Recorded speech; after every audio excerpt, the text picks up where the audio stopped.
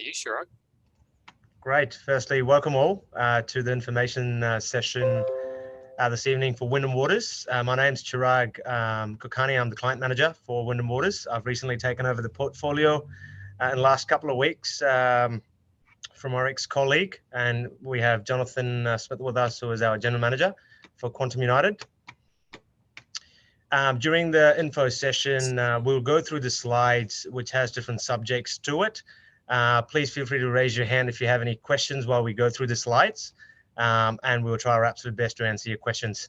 And at the end of the session, we still have question and answers, sort of Q&As to go through anyway. So, but meanwhile, feel free to if you have to. So I'm just going to share my screen and start the slide.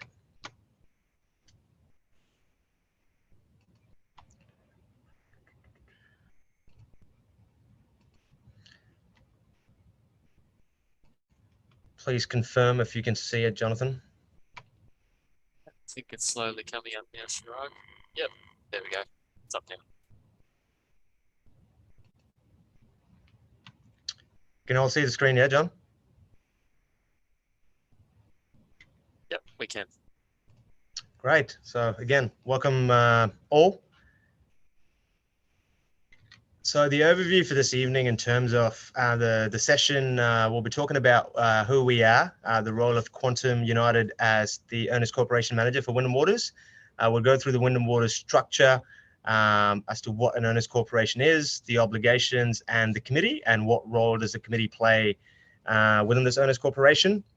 Then we have the governance and compliance side of things as part of the Owners Corporation, which complies a few meetings, your annual general meetings, committee meetings, compliance, management side of things as well.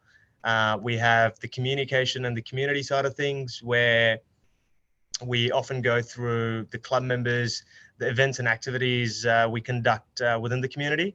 Then at the end, we'll go through the leisure centre, the Wyndham Waters Leisure Centre, as to what it's all about, particularly for new owners and people who are existing sort of living there, have any questions related to the leisure centre. And then we'll have a Q&A session at the end of the session. So us as Quantum, what services are provided by Quantum United?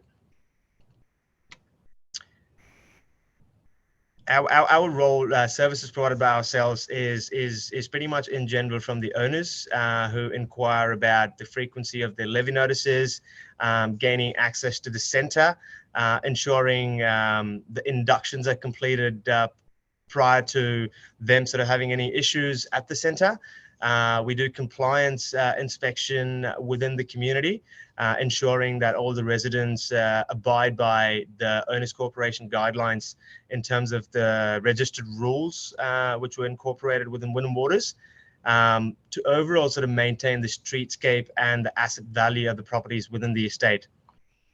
Us as manager, what we do is pretty much we manage and administer the common property within that estate, not the private homes, of course. We repair and maintain any sort of fixtures or services. We ensure, as part of the Owners Corporation Act, that the common property has been insured purely from the liability perspective. We also raise fees from the lot owners to meet the financial obligations, like your maintenance of the leisure centre, and fair bits and pieces to maintain this particular Owners Corporation. We do provide financial statements and any financial records within the Owners Corporation. We sort of maintain the register, the asset register as well, in terms of the records of who lives within the estate. We provide Owners Corporation certificates, which is required when a property within an Owners Corporation has been sold. So if you were to sell it or buy it within an Owners Corporation, Owners Corporation certificate is quite necessary, which we provide to the purchasers or someone who sells. And I'll just sort of add to that, Chirag, just I suppose a high level sort of aspect to things. A high level first. So obviously there's the governance aspect and compliance. So obviously we guide the committee predominantly, and obviously the owners and residents from time to time to make sure they're staying within the confines of the owners corporation legislation. We also guide obviously around the club facility, what Chirag touched on around contractor management, taking care, making sure that all the services are provided by certain contractors in terms of the club, and the governance compliance, contractor management legislation. Obviously, the meetings are an important one as well. So we facilitate each committee meeting and each annual general meeting. So in terms of the committee meeting, we'll go into detail a little bit down the track, but there's an extensive sort of preparation process and legislative requirements that we essentially do on behalf of the committee, and ideally sort of put them in a position where they're informed and then they can make relatively efficient decisions as well. And in terms of Quantum itself, we've been around for 17 years now. So we've obviously grown quite rapidly, particularly over the last 5 years. And obviously we specialise in master plan community management of owners corporation structures. And yeah, obviously the team's growing. I think we're approaching over 30 team members, and Chirag will touch on obviously our Quantum SAM Solutions company as well, which is part of the Quantum Group, which specialise purely in the resident club management. So similar to a large apartment building where you have a building manager on site, that we have a company that specialises in the resident club management, facility management aspect as well. So I'll hand it back to you, Chirag. Right, thank you, Jono. Moving to the next slide. The role of the Owners Corporation Manager, which is Quantum United, which we sort of maintain your business administration side of things, asset management, governance and compliance, what Jonathan just mentioned, community and communication. On the right is the team at Quantum, client manager myself, Chirag. I personally manage 4 to 5 estates within Melbourne, and my goal as OC manager, being within the industry, I thoroughly enjoy when a community sort of connects together to bring up the standards of a community and to have a safe housing around. It's a great concept, and I thoroughly enjoy particularly working with the committee of different estates to accomplish those goals. And the committee what we have at Wyndham Waters are pretty spot on. It's great to work for them. Yeah, I'd agree with that, Chirag. Sorry to interrupt, but yeah, there's a diverse sort of range of committee members, which is great, and that's what we always aim for, with different backgrounds and provide different input, different guidance with their personal experience or expertise, which is a really good sort of mix of committee members currently, which is great. Yeah, and I suppose in terms of the business administration side, obviously that involves a lot of the financial management aspect. So there's 800 plus owners obviously out at Wyndham Waters. We need to go through the whole process of recovering owners corporation fees.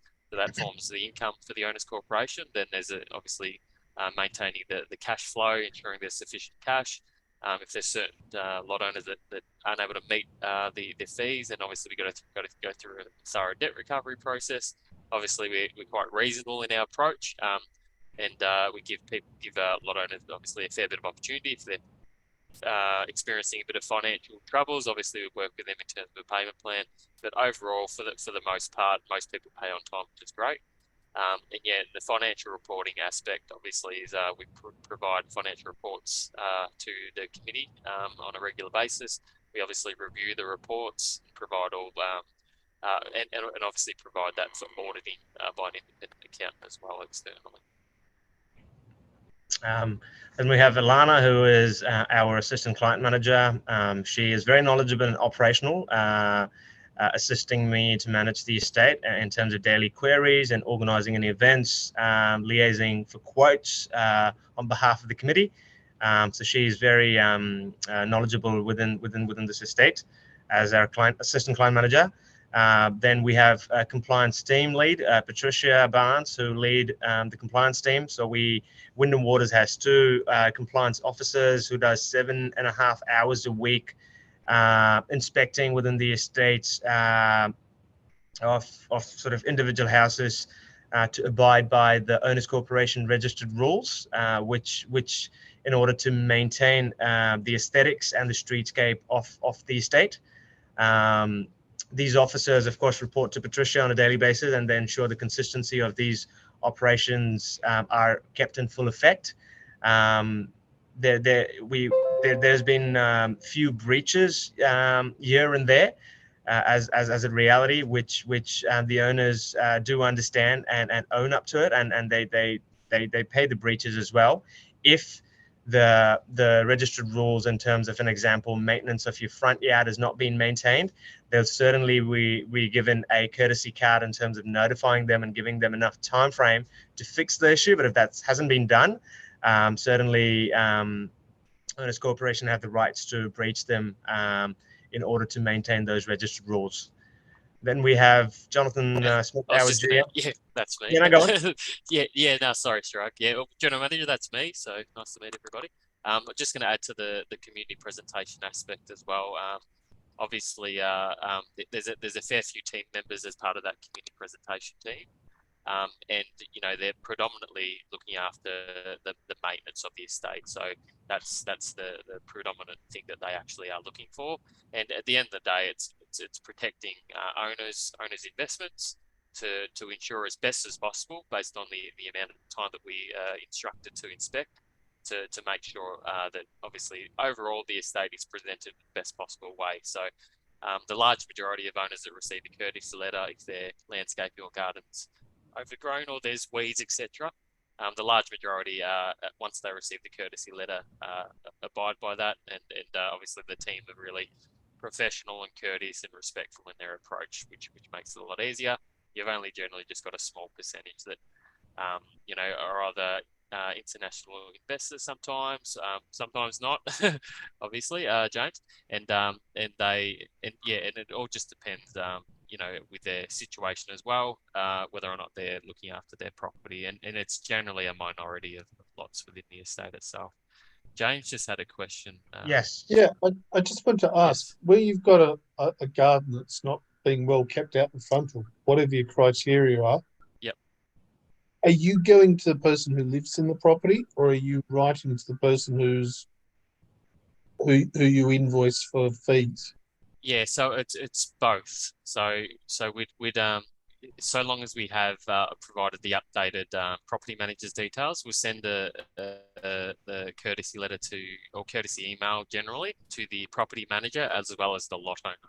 So the owner would be notified as well as the property manager, and obviously it's up to the property manager to notify the tenant if that's a part of the arrangement that the tenant needs to maintain the front. Then it's really up to your property manager to ensure that that's done. But you should get notified as the lot owner through the same method. Yeah, I'm just wondering. As a landlord, I've never been aware that there's actually a way how I can tell you that I rent my property out and that this is the agent that I use to manage the property. Yep. So you want to know how to do that? Yeah, I've never been aware that I could even do that with you. No, that's all right. That's a good one. So we might make sure we sort of make it more clearer in our e-bulletin. So we do have a section there we normally put on to change contact details. That's generally where, and I'd need to double check our latest version of that, but that if we send it out in an e-bulletin, that generally provides a link to where you can update your contact details. I just need to confirm. I'm pretty sure there's a section there we can also add in the property manager's details as well. Yeah. The thing that strikes me immediately is, and hey, I'm sure I'm not the only landlord in the estate. Yep. We run community days periodically. Yep. But I suspect my tenants may never know that there's a community day coming on, because as the owner of the property, I receive the emails, but the tenants never do. Yes. Well, what we do as well, and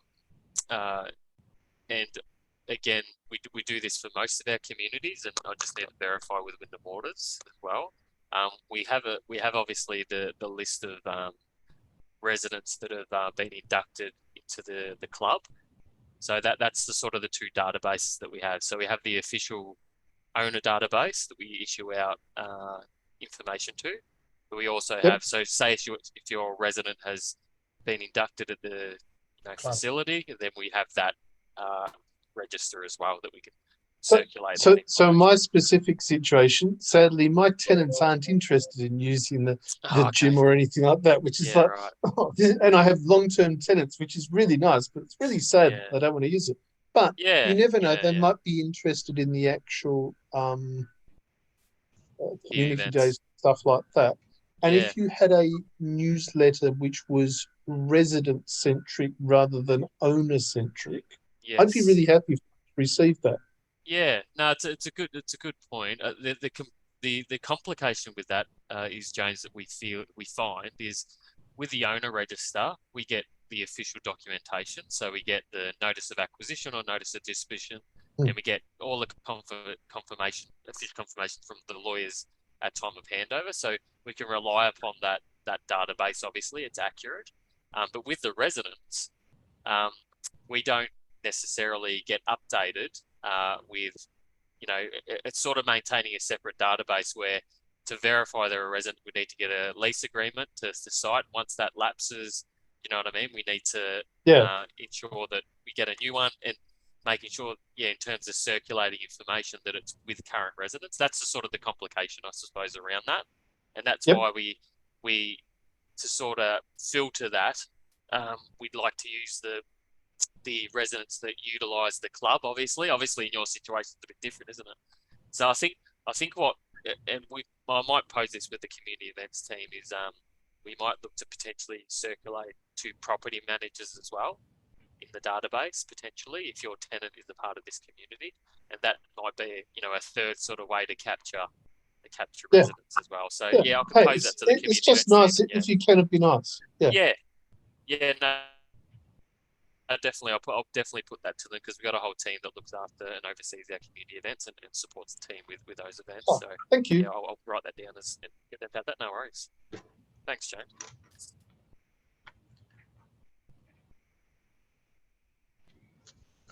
Moving on to the next section, through the next few slides, we'll discuss what an owner's corporation actually is, your obligations as lot owners, and your local community members representing the Wyndham Waters estate.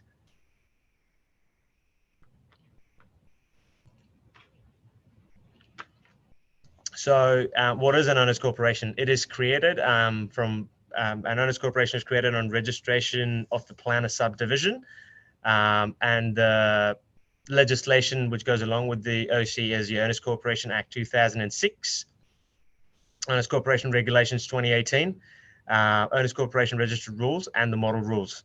So an Owners Corporation, as I mentioned previously, manages the common property of a residential, and of course you have Owners Corporation within commercial, retail, and industrial, but in this aspect, it's the residential side of things.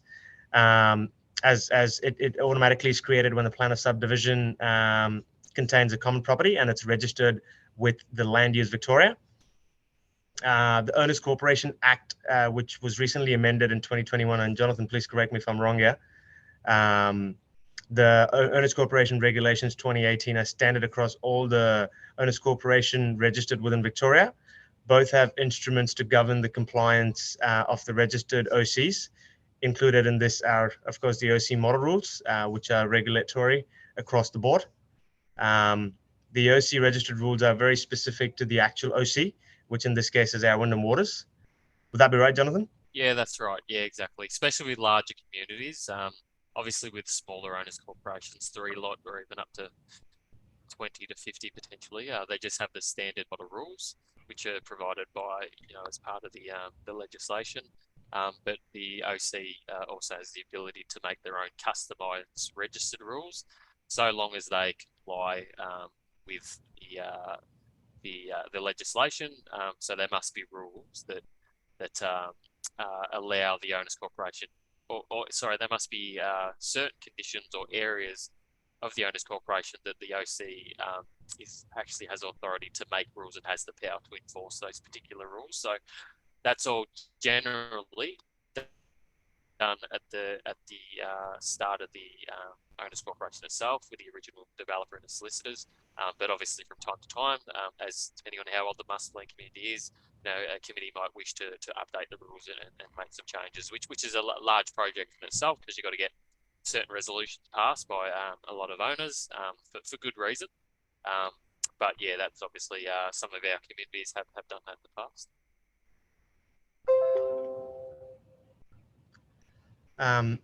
What is an owners corporation? As mentioned, of course, it's automatically created when a plan of subdivision is done containing a common property.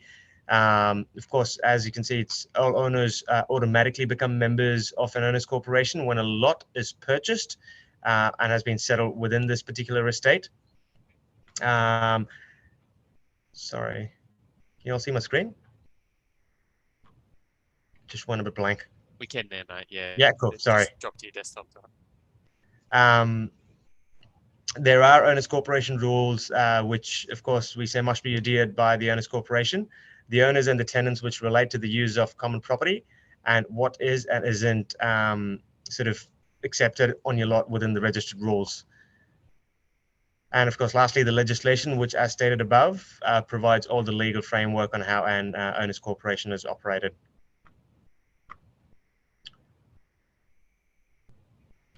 So we'll go on to the next slide. Lot owners obligation. As you're aware, all the owners within an owners corporation have financial and a legal obligation towards the OC.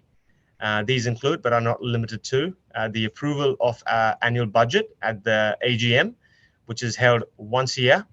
And in fact, we actually have an AGM coming up in the month of May. And we're deciding it's going to be on the 17th of May, tentatively approved by the committee. So soon you will be receiving a newsletter within the community announcing the AGM. To contribute, of course, you contribute your share of the fees with the budgeted cost, which is done by paying your levy notices, and to, of course, comply with the OC legislation, model rules, and OC rules in place.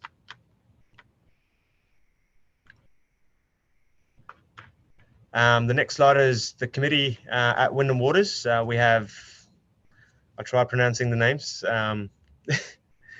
We've got George Orphanitis. We've got Julian. I'll not try the last name. I always struggle with his last name. We've got Daniel, Susan, Sharad, Blairton, Munim, and Kenneth. We have a very active committee. All 8 of them are very active. And as mentioned when we started the session, they all come from different backgrounds. And they bring a wealth of knowledge. And my recent interaction with them in the budget meeting was great. There was a lot of things for me to learn with the experience they bring up with, but at the same time, they're all 7, 8 of them. The goal is to make a better community and how things could be done right. So the role of your committee is pretty much to act honestly and in good faith. They exercise due care and diligence, not make improper use of their position, and most importantly, act in the interest of the owners corporation or at the Wyndham Waters community. Whenever a meeting is held, be it a committee meeting or an AGM, a quorum must be met. So of course, the majority. This means at least 50% of the committee members must be in attendance to have the resolution passed. So if a quorum is not met, the committee can only make interim decisions. In order for motions to be passed, a quorum must be met. If the votes are split sort of equally, the chairperson will have the deciding vote. I'll move on to the next slide. We have the governance and compliance, where I'll go through the annual general meeting, the committee operations, and the compliance management.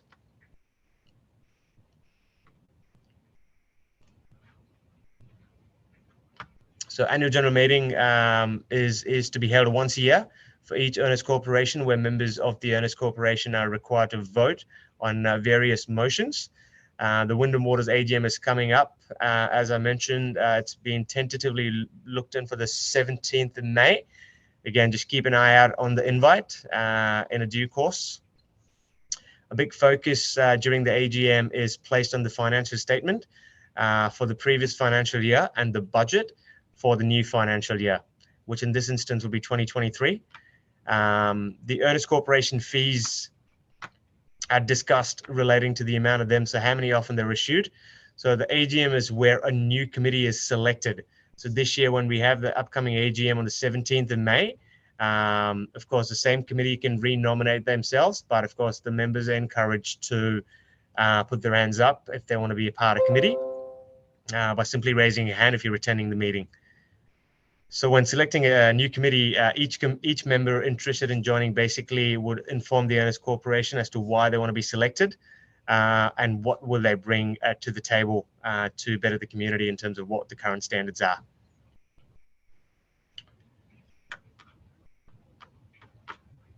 James has got his hand up. Yeah. Oh, yeah. Hey, I hi, just want to James. ask, are you going to put that on Zoom again? Yes, That I'm is pretty correct. sure they Yes. decided. Yes, so the committee Cool, decided Zoom. they'd like an online one again. So, Yes. and yeah, they are, James, which is great. So Thank you you. can attend. And also as well, just to reiterate that that was a tentative date, the 10th of May. So that we've had there's a follow-up budget meeting essentially. So we've scheduled it for at this stage. I think it's still tentative. So for the 17th of May. Yeah. But official notice will be sent out, obviously, with the actual date itself. Yes, which is my apologies. There were, last 48 hours, there has been a bit of development, which ended up pushing the date to the 17th of May. But please wait for the newsletter to come out of the community confirming the date and the time. The next slide is about the committee operations. As mentioned, the committee members, of course, mandatorily have to be the lot owners within the Owners Corporation. All of these members will hold the office for 12 months until the next AGM. They have the responsibility of course, the financial management, enforcing the OC rules, attending to the meetings, and handling complaints. So I think one of the main things a committee would be responsible for is making decisions on behalf of the entire community, not just themselves. So that's why you can have up to 12 members. Is that right, Jonathan? Up to 12? Yep. Yeah, you can have up to 12 representatives from the community who pretty much act on behalf of the community. So we, as the Owners Corporation manager, in a simple language, work for the committee. But collectively, we bring up our recommendations within the Owners Corporation in terms of the legislation. Go on to the next slide. We have the compliance management. So Wyndham Waters have, as mentioned earlier, we have a huge team of compliance, but of course, there are 2 dedicated officers who attend the estate every week. These officers go around the estate to ensure all the Owners Corporation rules are adhered to. They're very specific to Wyndham Waters, of course, in this instance. So they will vary depending on the OC you live within. So these inspection officers are responsible for issuing what we call the breaches. These breaches are of lots who do not adhere to the courtesy cards. There's ample time given to the lot owners to rectify if they're not being sort of educated or not aware of the Owners Corporation setup. So they have 28 days, depending on the subject, 14 to 28 days given to them to rectify the issue. And then the re-inspection is done sort of following week or the week after in terms of reviewing the same issue. The issues mainly involve around your maintenance of your front lawn, your nature strip, overgrown weed, overflowing bins, of course, which is not the ideal thing we want within a community. So the courtesy cards are often issued to people who sometimes tend to forget. And that's predominantly our compliance management role. And we run within what's been instructed in terms of the hours which have been engaged, where in this instance for Wyndham Waters, it's 7.5 hours weekly. So our team would try and manage whatever they can within that 7.5 hours, including the inspection and the administrative side of things. Yeah, and obviously there's quite a number of rules in the registered rules. So there's just obviously specific rules that the committee of the day obviously ask us to inspect upon. So similar to police, they're not going to drive by and pick up every single breach of a particular law. They're going to have target certain aspects. Not saying that lot owners don't need to comply. So obviously they need to abide by the register rules and the legislation naturally. But just from time to time, we're instructed to target specific rules. If there's a high number of certain breaches, obviously we'll sort of put a focus towards that. And the other thing as well, obviously, the benefit of this is different to a council suburb. Obviously, the owners for that council area rely upon the council, which, generally speaking, are not really resourced in terms of actually or concerned as much. It's for that matter in terms of individual houses and the way they present. And obviously, having an OC structure in the community enables the OC um, to have a little bit more control over the presentation of the entire estate, which obviously, as we mentioned earlier, has a big impact on the overall aesthetics and obviously protection of your investment if you're an investor, an owner, obviously the protection of the environment in which you live, you and your family live.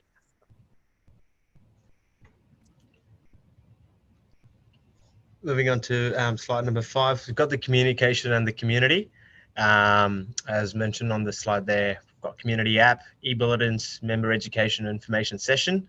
So we have a fair few communication platforms within Quantum. So our main one is, of course, via e-bulletin. So what e-bulletin means is it's technically an email which gets provided via newsletter to the community regarding the updates within the community, your monthly newsletters. For instance, if there's any issue with the pool or anything within the center or anything within the community, we send out a newsletter to the community informing them with the update. We have our event updates and invites as well. So last year, as an example, we organized the Easter event, which just recently happened. And it was a decent turnout. We've done Halloween, of course, the Christmas. We did Clean Up Australia Day as well. And so there are events. So these are the platform we use in terms of communicating with the community regarding events, monthly updates, monthly changes to things. And of course, via community app, which is a great tool, every owner receives all the latest information regarding you just register yourself with push notification and you can sort of access all documents within Owners Corporation to review, like your committee meetings, your budget. And I find it as a client manager, a lot of members do email us saying, hey, what am I paying this levy fees for? And where does this amount come from? And of course, I share the story behind it, but at the same time, it's very handy to jump on the community app where you've got the budget where it clearly explains as to what the money is going towards. So it's a great tool for the owners to use, which of course the community has access to. And of course on the app, and going back to your question, James, earlier, what Jonathan said, an app is another way to update your details. You can simply log onto your app and update your details anytime of the day you want, and it just comes to our system. So at least we can update our records, because it's very vital for us to have or to capture the correct details, because sometimes a lot of people, what happens is, as an example, and a common issue which Jonathan would agree with, is when a solicitor during the time of settlement would send us a notice of acquisition, majority of the time the preferred correspondence method is via post. And of course, they do not live on that address. So by the time they receive all the post letters, they've not received any information. So it is quite important that we encourage owners to update their details if things were to change. Definitely. And also, I might just share some stats as well, because we had some inquiries from some committee members. So we recently just shared some stats in terms of the community app engagement. So for the last 30 days, there's been 1,526 page views. In terms of sessions, there have been 1,062 the last 30 days. And unique sessions, which is when I believe a new person opens the app, it was 472 for the last 30 days. So we get really, really great engagement and use of the particular app. Obviously, there's a lot of residents that utilise it for the booking feature in terms of the tennis courts. That's generally booked out on most days. And like what Chirag sort of addressed, you can change your owner details. There's all the Owners Corporation records on there, and also all the induction paperwork in terms of the gymnasium and items like that. I've got James. James, you've got your hand up. Yeah. Hey, do you have any stats on like what percentage of properties, if that's the right term, actually make use of the facilities? We could get that, certainly. It's probably more at a sort of committee level in terms of usage. It's a good question. Obviously, we, as part of our access records, we could obtain that particular information. Sorry, I got my son in the background. Yeah, so we could definitely get access to that information. And yeah, it's a consideration, I suppose, as well, to potentially provide that as data to the committee. The reason I ask is, in effect, we are the really high level holistic way I view it is, as a community, we are in effect all offering to pay for a gym, is the way I look at it. And what I've always been curious of is, okay, if the majority of residents are actually making use of it, that's really good value. But if it's like, 1,000 properties are paying for a gym that's used by, let's just say, 100, to me that would seem like not such a great value proposition from a, is it worth actually doing this? Yeah, no, understand. I suppose, That's- as part of it's the they're definitely good questions to ask. I suppose, obviously as part of the original planning permit for that particular community, a club and facility, I suppose access to that was part of that whole planning scheme and approval through council. So obviously that's, a consideration in terms of council approving such a structure, and obviously with the knowledge that there is a resident facility or community hub for the community. So yeah, it's be good information, be valuable information for sure. But and I'm sure that we can sort of look into getting a hold of that, Chirag. Yeah. Thank you. Yeah, thanks, James. So, of course, the Wyndham Waters Leisure Centre operation, which, of course, as when we started, we said we have another entity, which is Quantum CM Solutions. I'll go through the operations of the leisure centre. It's open from 5 a.m. to 10 p.m., 7 days a week. Of course, the owners have access to the weights and cardio room. They have sauna and a steam room, and of course a pool. We also have a barbecue area available with user tables and of course a shed. The most important information which a lot of members are not quite aware with the request I'm getting is the doors from the swimming pool to the cardio room, they automatically lock at 9:45 p.m. This means, of course, during summertime, especially if you're in the pool area after this time, you'll not be able to get back inside. For people, of course, from either yourself, James, Anand, Kumar, or Philip, you may be aware, if you're in the pool area at this time, of course, you can't get back inside. So then what it leads to is to call to a security team, which will need to sort of come on site and give them the access, which, of course, the patron who've sort of done that is liable to pay for the call out fee, which sometimes a lot of owners are not aware of. Of course, the center itself closes at 10 p.m. So if you do exit the center after this time, the alarms within the center automatically triggers, which of course, that's the last thing anyone would want. And there's possible patrols being called out again, which can cause a cost being on charge to the patron. So we try and educate the members not to sort of hang around post the operational hours of the club, which is post 10 p.m. in this instance. Any questions on the club? Oh, great. So moving on to the next slide, we'll go through the role of the Quantum CM solution and in terms of the club.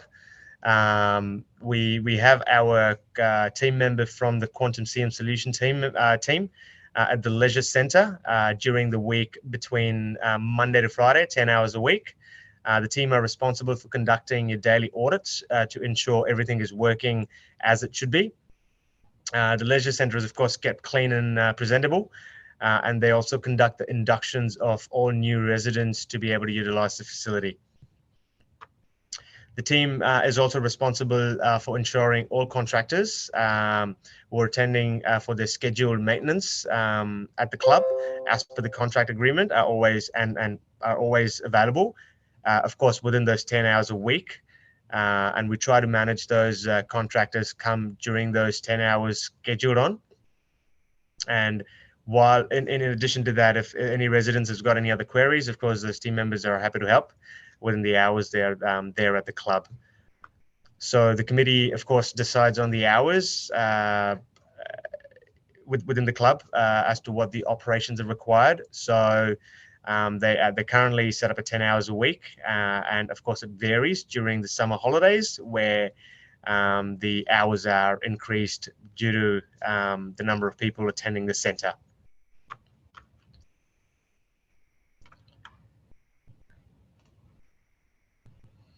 The table is open. Any questions for us, Philip, James, or Anand Kumar?